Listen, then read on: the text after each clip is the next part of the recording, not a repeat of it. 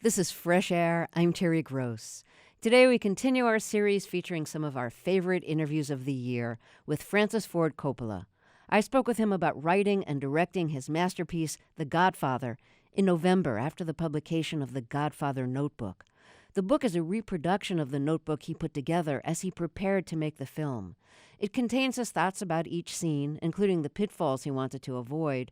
The notebook also includes pages from the novel that the movie is based on, Mario Puzo's novel The Godfather, with Coppola's notes in the margins.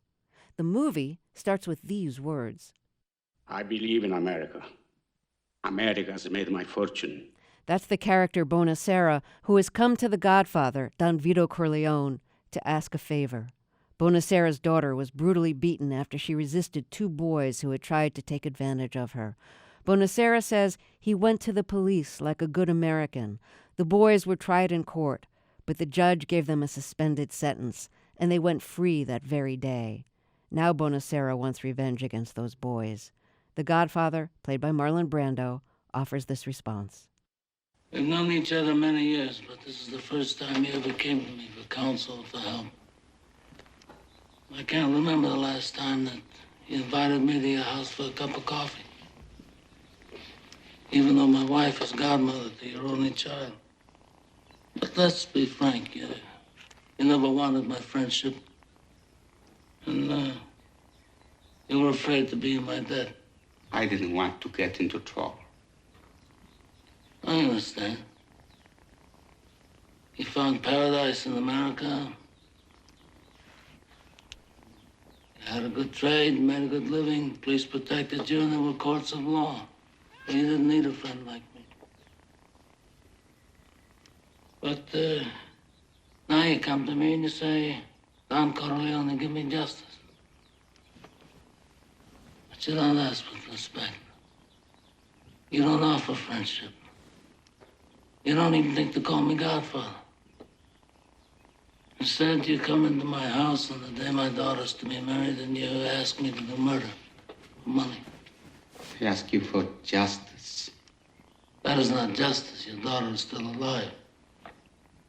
Let him suffer then, as she suffers. How much shall I pay you?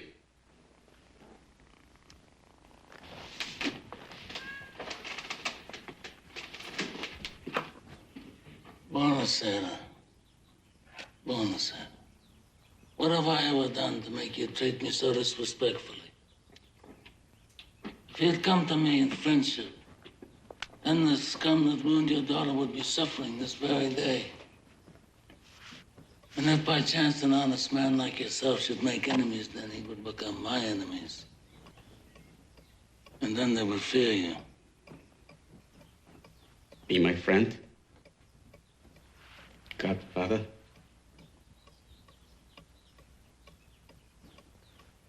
Good. Someday, and that day may never come, I'll call upon you to do a service for me. But until that day, accept this justice as a gift on my daughter's wedding day. Grazie, Godfather. Live. Francis Ford Coppola, welcome to Fresh Air. It's such an interesting way to start the movie because we're starting the movie by looking at a man, tight close-up of his face. We don't yet know who he is. He's speaking. Then it pulls back, and then we see he's speaking to Brando, and then we hear Brando speak, Don Corleone. So why did you make that the opening of the movie? Well, actually, I was working on the screenplay in a little cottage, one-room cottage in Mill Valley, and I had begun the sequence with the wedding itself, the looser shots of the people coming, the guests in the 40s and what have you. And I had maybe 15 pages when a friend of mine, a screenwriter named Bill Cannon, his name was, I remember, and he came and he visited me. And I said, well, you want to see the first 15 pages? And he looked at them. He says, Francis, you did such a good opening on Patton. That was such a striking opening for the Patton movie. Couldn't you do something more like that, something more unusual that kind of got you into it? And I thought, well, there was, some truth to that. So after he left, I had the idea to begin in this way with this very, very close shot of the supplicant undertaker, Buonasera, and then slowly reveal out of the darkness of this the Don's studio, as opposed to the brightly lit wedding scene, the various characters, the Brando himself, his son, Sonny, and what have you. And I rewrote the opening and added it to the screenplay. Are there ideas and images, stories from your own family that you put in that opening wedding scene? Oh, absolutely. I knew nothing about five crime families, which had recently become exposed to the public with the publication of the Valachi papers. But neither did Mario Puzo, who was also Italian-American, but he knew nothing about it. And he wanted to write this book sort of to get some money for his family. He thought it could be commercial, and he did everything on research. He knew nothing. He never had met any of these figures, and he advised me never to meet them, which I never did. What about after the movie? Did you meet any of them then? Mario Puzo was just a wonderful man, and I always took his advice to heart. And once when I was working on Godfather Part 3, which in my mind was the Death of Michael Corleone title, I was in this video truck, which had only one door. And there was a knock on the door, and a fellow who was, sort of helping me and guarding me, as it were, came and he says, John Gotti is here and would like to come pay his respects. And, I remember Mario Puzo saying, never know them, never meet them, never be a friend of theirs, because they're very charming. And I said, well, tell him I can't possibly do it. I'm busy in the middle of something. And the fellow went out and told him, and he just went away. I always thought of these figures of the crime family sort of like the old myth of vampires, which a vampire can only come into your life if you invite him to step over your threshold. But if you don't invite him, then they won't. I'm sure people who were in the mob would be very flattered to hear that comparison to vampires. Well, yeah, unfortunately, they are Italians and Americans, but they were not human beings that acted beyond being like animals, in my opinion. Did you worry, though, that the film was setting the wrong example because the characters became such heroes of popular culture, and there were Italian Americans who felt that, like, you were discrediting Italian Americans? Well, in truth, I was worried about so many things during the making of that movie. I was like about 29 when I started. I had 2 kids and one about to be born. I had absolutely no money. I was making what had become a more important film than it was when I got the opportunity, because the book had continued to become more and more important, and I had no power, and yet I had real opinions on how it should be done, and I was always just trying to bluff the studio to let me, do it my way, and it was just the most frightening and depressing experience I think I've ever had. I'm sorry to hear it. Thank you so much for making the movie in spite of that. So you write that when you were invited to direct the movie by the studio, by Paramount. Right. You sat down and read the book. And you write, I read it eagerly, but barely finished it. And you almost didn't make the movie because you didn't really like the book, in spite of the nice things you said about Mario Puzo. What didn't you like about the book? Well, I had thought from its title and the intriguing logo and the name Mario Puzo that this was a kind of Italian intellectual writer, like a kind of, Moravia or something, and it was going to be a piece about the subject of power. And while indeed it was about power, I found the book itself more like a kind of bestseller attempt, like an Irving Wallace book. People don't remember it, but maybe a third, if not more, of the book concerned this young woman, Lucy Mancini, and her private anatomy problems and a love affair with the doctor who fixed them. And I just couldn't believe how low class that was. But that was, not included in the movie, and so it didn't harm the remaining part, which we all know. Did you ever tell Mario Puzo your thoughts about the novel? Sure, he knew, and he had written a beautiful book called The Fortunate Pilgrim, which he felt was the best book he ever wrote, which also was about immigrants.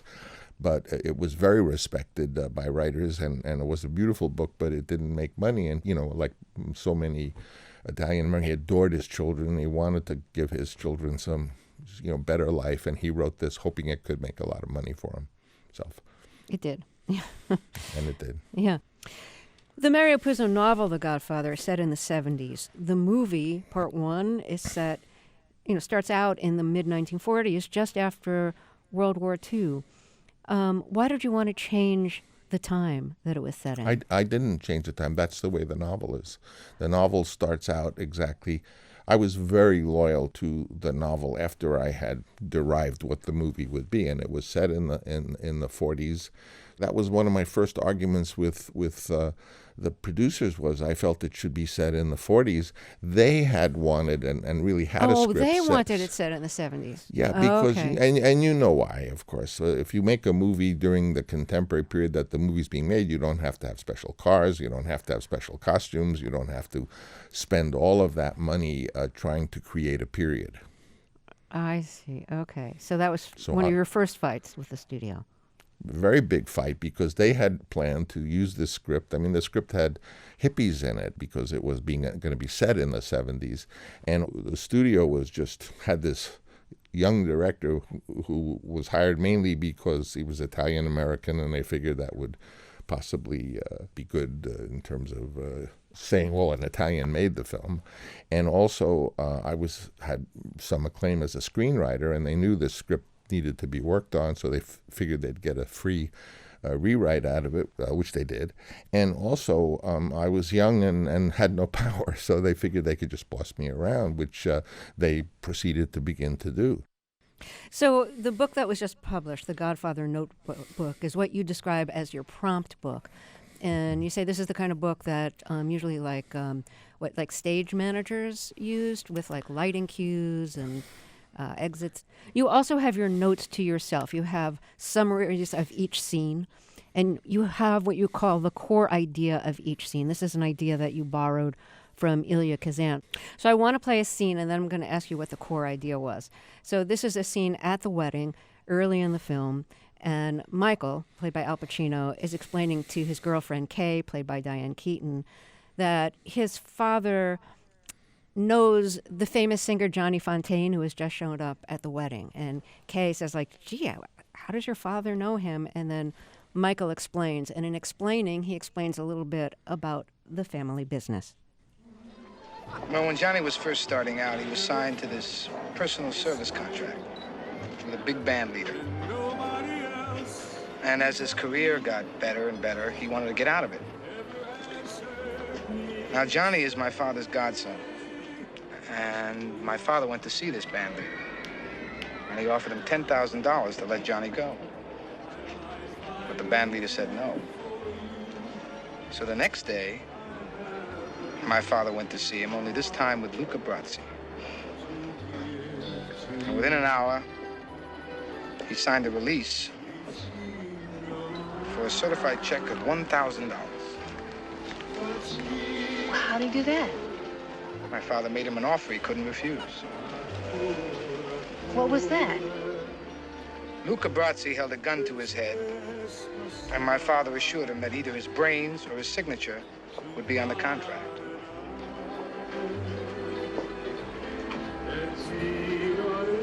That's a true story. Ma parlarezza stunga morì. That's my family, Kay. It's not me. That's my family, Kay. It's not me. So what was the core idea of that scene? Well, Michael's dressed in the uniform of a Marine, and Kay is clearly his non-Italian, or WASP, as Mario would say, girlfriend. And the core of the scene, so it means he's serious about her. And the core of the scene is that Michael discloses that his family, as charming as they may appear, are really murderers. So in your notebook, you write that clearly Johnny, the singer, is a movie star, and you write, should you cast the only star in the movie in that role? And though Brando was already a star, so... But Brando wasn't cast at the Oh, he point wasn't that cast yet. Okay. No. So were you thinking of casting Eddie Fisher? Did I read that right? Yeah, for Johnny Fontana, I liked very much Eddie Fisher, although he was not Italian. But I also liked Vic Damone, I had several thoughts. And what happened? I don't remember what happened with Eddie Fisher, but Vic Damone politely declined. Vic Damone was known to, know that Frank Sinatra was not so happy about the reference, and they were afraid. Afraid of retribution from Sinatra or from people Sinatra was connected with? All the above. In each scene in your notebook, you have a list of pitfalls you might fall into, and perhaps the most common one that you're worried about is cliché. What were some of your biggest worries about turning the material into clichés? Well, having been raised in the family of Italian Americans, who all of them were accomplished musicians, they weren't gangsters certainly, but so much of the detail of life, what the bottle of anisette looked like, the fact that they would sometimes send out for Chinese food. I knew a lot of stuff through living with my father and my uncles and my family, that I used those details in the film, and my fear was that Italians were always a talker like people like the Marx brother Chico Marx, and there were so many cliches related to us as the culture of our family that I certainly and also I knew that the Italian American didn't speak with an Italian accent. One of my big arguments with the studio was saying, well, he wouldn't speak he would speak more with a Brooklyn accent. It'd be more like Eddie Carbone in A View from the Bridge, So I knew things just by having lived them, that I could avoid cliches. You also wanted to avoid the dialogue sounding too guys and dollsy. So what were your fears there? Well, just that, Italian Americans were always portrayed in the movies, even on stage, a certain way. Gangsters were, and I knew different because those were my family. My father was the first flute of the NBC Symphony, so he was certainly a man of great culture and education.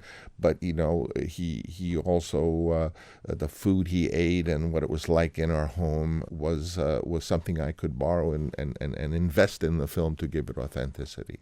If I'm not mistaken, it was your grandparents who were the immigrants in your family? Yes, all four. My mother's family were from Naples, and my father's family was from what's called Lucania, or otherwise known as Basilicata. Did you know them? Yes, oh yeah. I wasn't sure how long they lived. No, yeah. The most charismatic character, whom all of the uncles, they were all boys. My father's father had 7 boys.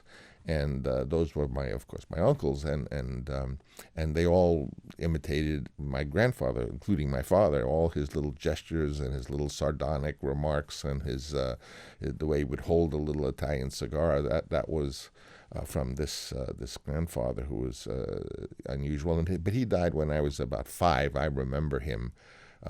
He was ravaged by diabetes, but he always, would feel, he was blind at that point, but he would feel the kids' faces and give us Tootsie Roll they had in his pocket.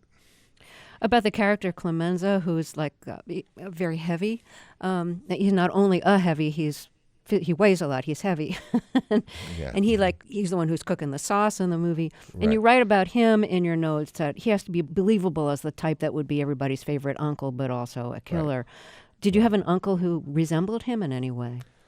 I did. I had. They were twins, and they were both a little heavy set, and they were the least accomplished of all the boys. My grandfather's sons were fine musicians and excellent engineers, but the twins kind of were not. But they were the youngest, and to us kids, we loved them because we could always get them to take us to the movies. We could always fool them into driving us somewhere, and they weren't like Clemenza in that they were favorite uncles, but also killers. The funny thing, a note that is fun, is that when I wrote the scene of Clemenza cooking, I can cook. So when I wrote the scene of Clemenza describing how to make a tomato sauce with the trick of meat sauce is that you put a tablespoon of sugar. But I said in the dialogue, well, first you brown some sausage and then you blah, blah, blah. And the note from Mario on the script said, Francis, gangsters don't brown, gangsters fry. So so that's what how Mario was. He was always like, correcting with notes on the page, and he was wonderful. It's true, gangsters would never say brown. So you write to yourself in the Godfather notebook, with the Godfather, there is always the possibility of immediate and sudden violence. That's certainly true. You had to decide how explicitly violent to make it. What was your conversation with yourself about how the violence should be handled? Well, I confess that I was very impressed with Arthur Penn's Bonnie and Clyde, and I thought about that when watching Sonny Corleone get shot. without a doubt. And I thought that the effects, the depiction of violence in Bonnie and Clyde always had an imaginative twist to it. That it's one thing to see someone shoot someone, but if there's a detail, the way the blood turns into mist, or the way, something that you have, and I saw that in Bonnie and Clyde, I thought was just absolutely wonderfully done. And I looked up who had done the special effects, and that wonderful man, A.D. Flowers, his name was, worked on The Godfather and on Apocalypse Now, and he was just the most, in the film industry, you deal with a lot of people on the crew who are sort of geniuses in the rough, the way they come up with ideas for special effects and what have you. And I've been blessed to have those people help me in making these films. Films are a tremendous collaboration, as you know. It's not a one-man show by any means. Okay, well, perhaps the most, or at least one of the most memorable scenes implying violence in The Godfather is the horse's head scene. It's the scene. That's a good example because it's not done in the movie the way it's done in the book. Yes. Okay. So let's. Why don't you set up what happens? Like what happens in that scene?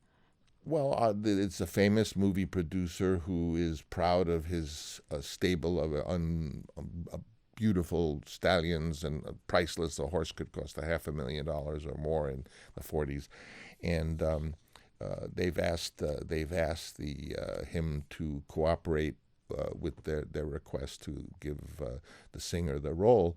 And what happens famously is that the producer wakes up and he sees a shadow I'll describe it the way it is in the book. He sees a shadow and he opens his eyes and he looks and he sees the severed head of his beloved and prized stallion that has been decapitated. Well, when I had to direct that, I thought, well, gee, maybe it would be interesting if at first the man, to trick them, to make it think something else, that maybe he had been mortally wounded, that he wakes up and he feels something weird, and he uncovers the sheet and there's some blood, and maybe his leg has been shot off, or he's been castrated, or, let the audience think something else has happened. And then as he panics and flings the bloody sheets away, it then reveals the severed head of the horse. In your notebook, you keep a list of pitfalls, of things that you're afraid to fall into. That I should avoid. That you should avoid. So your pitfall to not fall into for this scene, you write, if the audience does not jump out of their seat on this one, you have failed. Too much in the Corman horror film tradition would be a mistake. And you had worked for Corman early on in your career. You wrote, one must find the perfect balance of horror without losing the thread of the overall film. Deliver it and get out. So you wanted a kind of horror element, but not to make it kind of like a cheap horror film? Yeah, and also everyone knew. They had read the book. That was one of the famous scenes of the book. So how could I mislead them to think that maybe what they thought was going to happen wasn't going to happen for a second? And that's why I put the horse's head in the sheets so that he could think the blood was his own blood at first. So casting Marlon Brando was just such a really brilliant stroke of luck as you were able to get him. And I want to play what Mario Puzo told me in 1996 when I interviewed him about casting Brando, about how Brando got cast in the movie. So can I play that for you? And then, Of course. Okay, so this is Mario Puzo, who wrote the novel The Godfather, speaking with me in 1996 about casting Marlon Brando. I'm the guy that picked Brando. You did pick Brando. Oh, sure. I wrote him a letter, and he called me up, and we had a chat, and then I tried to get Paramount to take him, and they refused. And then when the director came on the picture, I talked to the director, Francis Coppola, and he managed to talk Paramount into letting Brando play the role. But it was my idea to cast Brando, which caused me a lot of trouble before it finally got done. What did you say in your letter to Marlon Brando when you were inviting him to play the part? I think it was something like, "Help! They're gonna kill. They're gonna kill me. They're gonna cast." I think it was Danny Thomas as the Godfather. Danny Thomas? Wow. Yeah. Well, he was going to buy Paramount so he could play the role. At that time, Paramount wasn't really worth that much, and Danny Thomas was very rich off television. And I read an item he was going to buy Paramount Pictures so he could play the Godfather. So that scared me so much. I wrote a letter to Brando. I knew some people who knew him, so I had an entree. And he gave me very good advice. He said, "No studio will hire me. Wait until you get a director, and then talk to the director." And he's quite right. When I talked to the studio, they swore they would never hire Brando. Okay, Francis Ford Coppola, you were the director. I suppose Puzo talked to you, and you made it happen. Can you pick up the story from there? Well, it's true that Mario had always liked the idea of Brando, but Mario was often Bayshore. He was not really on the scene so much, as even a lot of my work with him was my sending him drafts and him writing notes. So although he had posed the idea of the Godfather being Brando, I don't even know if he told me that, because I just was hit by a whole bunch of ideas from the studio. Danny Thomas was one, Ernest Borgnine. It was a whole bunch of ideas. Even Carlo Ponti was suggested. And finally I came down to the thing about the character of that character was that, you couldn't find anyone new, as we had done for all the other parts. Al Pacino was totally unknown. Johnny Cassell was, Bobby Duvall was relatively unknown. So a lot of new people got big parts. But like a man who was supposed to be in his 60s, it couldn't be new and had never been in anything before, because what was he doing all those years? So finally, with my colleague in casting, Fred Roos, we said, well, who are the two greatest actors in the world? So we said, well, Laurence Olivier and Marlon Brando. Each one had a difficulty for that part. Olivier was British. He was perfect age. He looked like one of the real guys, Genovese. And Brando was only 47 years old. He was extremely handsome, as always. He had long, flowing blonde hair. And most important, he had just been in some pictures, notably one by the great Pontecorvo called Burn. That was a huge flop, tremendous financial flop. So the studio felt that Brando was supposedly difficult to work with, sort of irresponsible, would cause big delays. The film was only budgeted for $2.5 million, you have to understand. It wasn't like we could throw money around. And my decision to make it in the 40s and have period cars and shoot in New York was already impacting the cost, so that's one of the reasons why I was so unpopular. But they also hated my casting ideas. They hated Al Pacino for the role of Michael, and they hated Marlon Brando for the role of the Godfather. And I was told categorically by the president of Paramount, says, Francis, as the president of Paramount Pictures, I tell you here and now, Marlon Brando will never appear in this motion picture, and I forbid you to bring it up again. But you won. How did you win? Well, when he said, I forbid you to bring it up again, I feigned that I just fell on the floor on the carpet and as if, what? And then I said, what am I supposed to do? If you tell me I can't even discuss it, how can I be a director if the part I think should be cast, that you won't even let me talk about it? And they said, all right, we'll tell you it this way. 1, if he will do the movie for free. 2, if he will if he'll do a screen test.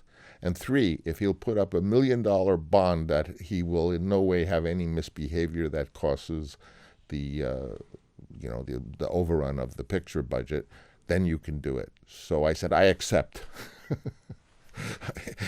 So at least they were saying if I did 3 things, have a screen test, if I could get him to do the movie for nothing, and if I could have him put up $1 million, which is absurd. But at least I said I accept, meaning, okay, now I can talk about it. So did he do the movie for free? No. I called him up and I said to Marlon, of course this is an Italian-American, wouldn't it be fun if we could do a little experiment and kind of improv and see what playing in Italian might be like? That was my way to talk to an actor, essentially asking for a screen test, but I didn't put it in those ways. And I knew that if I could do something with this little screen test that was convincing, the absurd idea of him doing it for nothing, although they didn't pay him much more than nothing. I think they paid him scale, which was an insult. And obviously the putting up a bond to prevent misbehavior was, sometimes, you say you accept terms meaning that you just have a way to continue. So the important thing was to do some sort of a little screen test that I could get on tape and show to all these executives. So you played this kind of little trick, and he did improv on or whatever on film for you. What did he bring to that audition that he didn't realize was an audition? Well, I'd always heard the rumor that Marlon Brando didn't like loud noises, and he always wore things in his ears. So I took a couple of my colleagues from San Francisco from this period of, having the young filmmakers all have come. And I told them all to dress in black, and no one was to speak. We would do sign language. And so we descended on Marlon's house early in the morning. He wasn't up, and these ninjas went to different corners and set up their cameras. And I also brought a whole bunch of Italian sausage and little Italian cigars and provolone and little things, and I put them in dishes around just without even saying what I was doing. And then the door opened. They said he was going to wake up, and the door opened. Out came this beautiful man in a Japanese robe with flowing blonde hair. And we're shooting all of this. And he came out and he didn't talk very much. Marlon was a brilliant man, and he just knew what was going on instantly. And I remember he came and he took his hair and he rolled it up and made it sort of like a bun in the back. And then he took shoe polish and he made it, and he was mumbling the whole time. And he made shoe polish and made his hair black. And then he put on the shirt that I had brought, and I remember him folding the lapel. He says, those guys always, their lapel is always folded, he said. And right in front of my eyes, then he said, oh, he's shot in the throat in the story. So he should talk like this, his throat. And he started doing that. And right in front of my eyes, he transformed himself into this character, and I couldn't believe it. And then he started picking up the sausage and eating it, and he just gravitated to the props and was using it to create a kind of Italianness the way he did it. And the whole time he was just going like this. He was going, he wasn't saying anything, which was funny because his phone rang. This was his home. This phone rang, and he picked up the phone and went, I said, my God, who was it who called? What are they going to think? But when it was all done, I had this tape, and it was quite remarkable. People were afraid in the studio that Brando would be hard to work with and he would create problems. Mm-hmm. Did any of Absolutely. that happen? Yeah, not at all. He was a joy to work. You don't talk a lot to Marlon. You sort of just give him, like I would take a cat and put it in his hands, or I would have some Italian props, or you don't direct him by talking about acting. What he likes to hear is make it more angry, make it less angry, make it sweeter. He doesn't want to have any acting kind of talk, but he knows obviously what he's doing, and I'd had the blessing of having the cast together for about 3 days, so all of the actors We got together. We had the first thing we did was to have a dinner up in Patsy's restaurant around a table with Marlon sitting, when they all met him for the first time, sitting as the father, and Al to his right, and Jimmy to his left, and Bobby Duvall. And my sister Tally was serving the Italian food. And they just did an improv together as a family. And when that was over, they were a family. Was it Brando's idea to stuff his cheeks so that he'd look really jowly? Yes, he said he wanted to look like a bulldog. So the studio didn't want you to cast Al Pacino in the role of Michael Corleone. So how did you win that one? Well, the problem is that when I had known Al a little bit before, so when I read the Godfather book, as I had him pictured in my mind, I saw him walking through Sicily with the two shepherds with their shotguns, and I couldn't get that out of my mind. I couldn't see Ryan O'Neal, who is what Paramount's first choice was, and I couldn't see Bob Redford. And of course, it's true that Sicilians are often blonde and blue-eyed because of the French presence in Sicily for, over 100 years. But I saw Al Pacino, and I just wouldn't give up on him. And I began to realize that Bob Evans, who was the chief executive, and he was very tough on me. But I have to always say when I speak of Evans, he's not without talent. He definitely is a man with talent. It's just that he wanted really a Michael that was a better looking, taller guy like him. And I wanted Michael to be more like a Southern Italian, more like me. This is Fresh Air, and if you're just joining us, my guest is Francis Ford Coppola, and his newly published book is actually an old book. The new book is called The Godfather Notebook. It's an old book because it's the book of notes he kept for himself when he set out to make The Godfather. And reading the book and watching the movie as a companion, as companions to each other, is really a fascinating experience. So I want to ask you about the final scene of The Godfather, where Michael basically draws the line between what's business and what's family. Kay wants to know if it's true that Michael killed Carlo, his brother-in-law, his sister's husband. And Michael says, I'm not going to talk to you about business. There's a line between family and business. But then he tells her, just this once, I'll tell you. And he lies to her and he says, no, I didn't kill him.